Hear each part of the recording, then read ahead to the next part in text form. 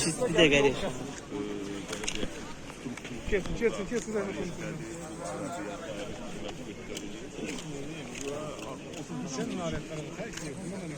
Əsaslı tamir gələcəkdə aparılacaq.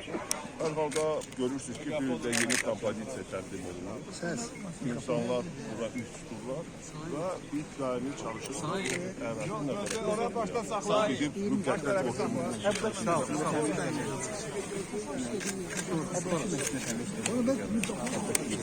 Nəyi?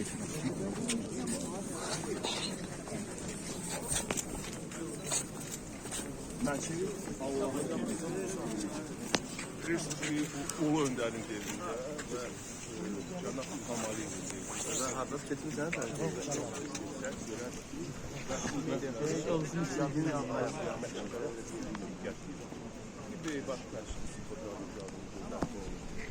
Gəncədə, Sumqayıt şəhərində və Möhtərəm Prezidentin tapşırığı düğünləri Cuma məscidi Narimanlıqlarında orada əsaslı təmir tamamlanır və yəqin ki, bu yaxınlarda artıq açılış olacaq.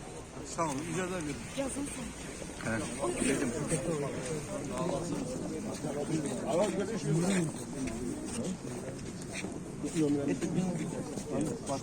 Buradan.